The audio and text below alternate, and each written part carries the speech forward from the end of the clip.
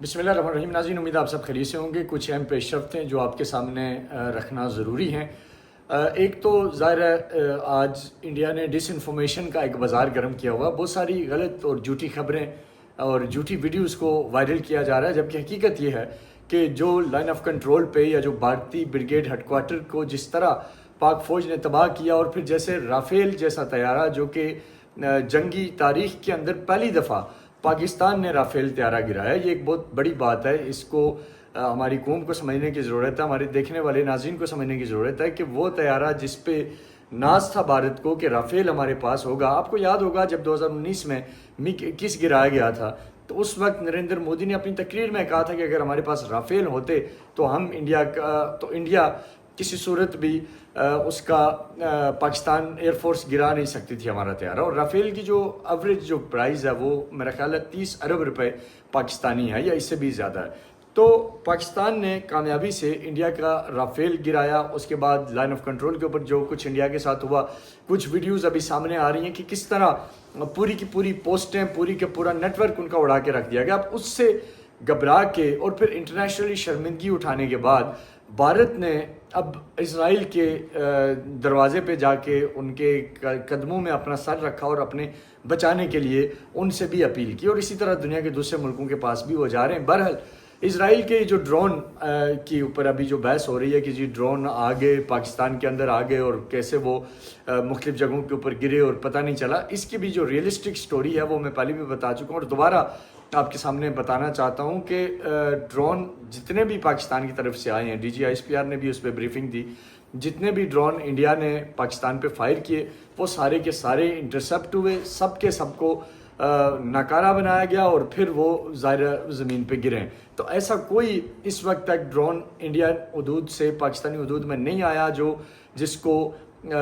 کو مانیٹر نہ کیا گیا اور جس کو نیوٹرلائز نہ کیا گیا ہوگا. تو اس لیے پروپیگنڈے کے اوپر، افواہوں کے اوپر دھیان مت دیں. پاکستانی فوج اپنے جو کیپیبلٹی ہے اس کو بروکار لاتے ہوئے انڈیا کے تمام جو حملے ہیں ان کو اس وقت تک بری طرح ناکام بنا چکی ہے. یہ ایک حقیقت ہے.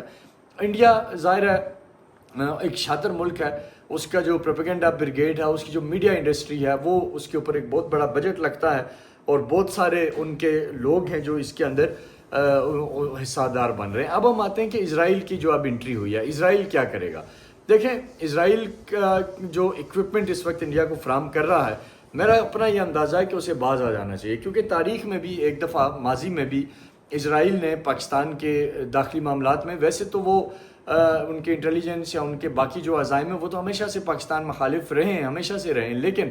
ایک تاریخی واقعہ جو میرے علم میں ہے کہ جب اسرائیل نے پہلے بھی ایک بار اسی طریقے سے پاکستان میں انڈیا کی ایئر بیسز کو استعمال کرتے ہوئے اسٹرائک کا ارادہ بنایا تھا، تب اس وقت کی پاکستان کی ملٹری لیڈرشپ نے اسرائیل کو صرف یہ پیغام بھیجا تھا کہ اگر خدا نخواستہ پاکستان دنیا کے نقشے پہ نہ بھی رہے تو پھر بھی دنیا کے 57 یا 56 اسلامی ملک رہیں گے اور پھر بھی کلمہ گو موجود رہیں گے. لیکن اگر اسرائیل دنیا کے نقشے پہ نہ رہا تو پھر اسرائیل ایک ہی اسٹیٹ ہے جو یہودیوں کی اسٹیٹ ہے. تو اس لیے اسرائیل کو یہ سمجھ آنی چاہیے کہ اگر وہ پاکستان پہ بلا جواز ہندوستان کا حامی بن کے اگریشن کرے گا تو اسے یاد رکھنا چاہیے کہ پاکستان جواب دینے کی صلاحیت رکھتا ہے. پاکستان کے پاس جو نیوکلیئر میزائلز ہیں، جو وار ہیڈز ہیں، وہ اسرائیل تک مار رکھنے کی صلاحیت رکھتے ہیں، اور پاکستان کبھی بھی ایک لمحے کے لیے بھی نہیں ہچکچائے گا جب ہماری سلامتی اور جب ہمارے دفاع کو اور جب پاکستان کے شہریوں کو خطرہ لاحق ہوگا تو پھر اگر اسرائیل یہ سمجھتا ہے کہ اسرائیل رینج سے دور ہے تو وہ بھی ان کی بہرحال بھول ہے. اور اسی طرح انڈیا کی اگر بات کریں تو انڈیا اس وقت ایک وار کو اسکیلیٹ کرنے کی کوشش کر رہا ہے. عالمی اور سفارتی سطح پہ وہ یہ منتیں کر رہا ہے کہ پاکستان کے ساتھ بات کرائی جائے، معاملہ حل کرایا جائے، اور دوسری طرف وہ جنگ کو پرووک کر رہا ہے. کل امرتسر کے اندر بھی انہوں نے خود ہی کیا جو بھی کیا، اور پھر پاکستان کی حدود کے اندر بھی وہ یہ ساری صورتحال کر رہے ہیں. اب اس ساری صورتحال سے جو مجھے نظر آ رہا ہے کہ بھارت امن کے تمام راستے بند کر رہا ہے، امن کے تمام دروازے بند کر رہا ہے، اور اس کا جو رد عمل ہوگا اس کو پھر شاید بھارت برداشت نہیں کر پائے گا، اور اس کی جو بھی ذمہ داری بنے گی عالمی سطح پہ وہ انڈیا پہ بنے گی. اگر اس ریجن کے اندر تباہی ہوتی ہے، اگر اس ریجن کے اندر جنگ اس فیز میں چلی جاتی ہے جہاں بھارت اسے لے جانے کی کوشش کر رہا ہے، تو پھر اس کی جو ذمہ داری ہے وہ ساری کی ساری انڈیا پہ ہوگی۔ پاکستان اس وقت تک انتہائی ذمہ داری کا مظاہرہ کر رہا ہے۔ پاکستانی فوج کے ترجمان کی ابھی جو کچھ دیر قبل جو پریس کانفرنس تھی وہ انتہائی ذمہ داری کا مظاہرہ تھا، اور بڑی رسپانسبلٹی سے پاکستان دنیا کو یہ بار بار بتا رہا ہے کہ پلوامہ فالس فلیگ آپریشن تھا، اس کو بیس بنا کے انڈیا پاکستان کے اوپر ایک جنگ مسلط کر چکا ہے۔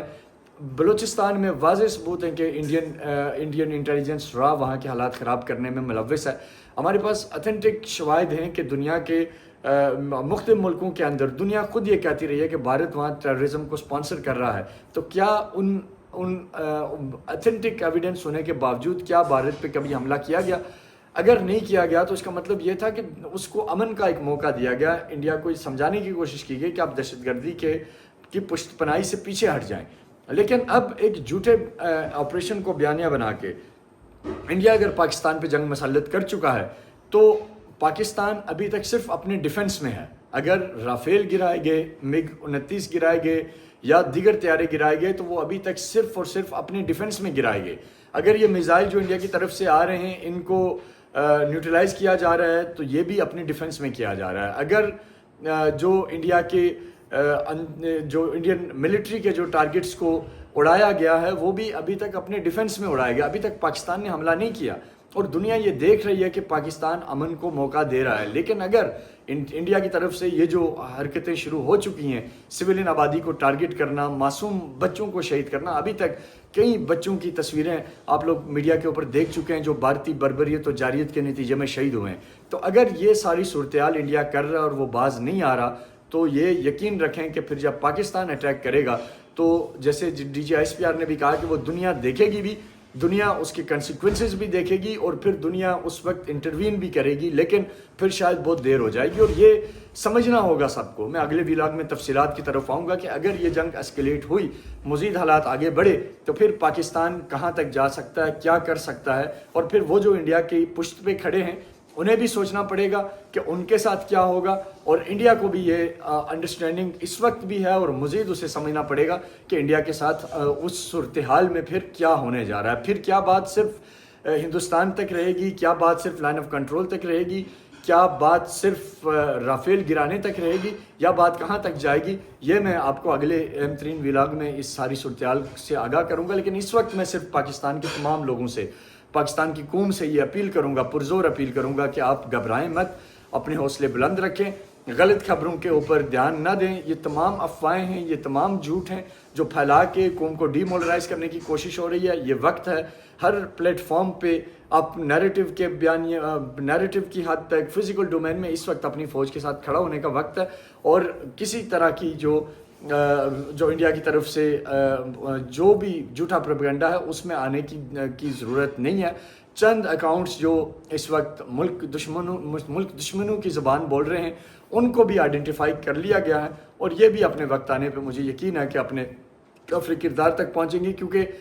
یہ جنگ کا ایک اصول ہے کہ جب جنگ مسلط ہو جائے تو تب دشمن کی زبان بولنے والا بھی دشمن ہوتا ہے، اور دشمن کی زبان بولنے والا دشمن سے زیادہ خطرناک ہوتا ہے۔ لہٰذا یہ وقت ہے کہ ان کو بھی کچلا جائے، اور کچلا جائے گا یقینی طور پہ۔ جو اس وقت فوج کے اور عوام کے درمیان دوریاں بڑھانے کی کوشش کر رہے ہیں وہ بھی اپنے انجام کو پہنچیں گے، اور دشمن تو واضح ہے، اور دشمن کو اندازہ ہے کہ وہ کس قوم کو اس نے للکارا اور اس کے ساتھ کیا ہوگا۔ تو بہرحال ابھی تک کے لیے یہی، آپ کو پھر انشاءاللہ تعالیٰ تفصیلات کے ساتھ کچھ گھنٹوں میں دوبارہ آپ کے سامنے آئیں گے اور آپ کو بتائیں گے کہ کیا پیش رفت ہے اور حالات کس طرف جا سکتے ہیں۔ اپنا بہت سارا خیال رکھیے گا۔ پاک فوج زندہ باد، پاکستان پائندہ باد۔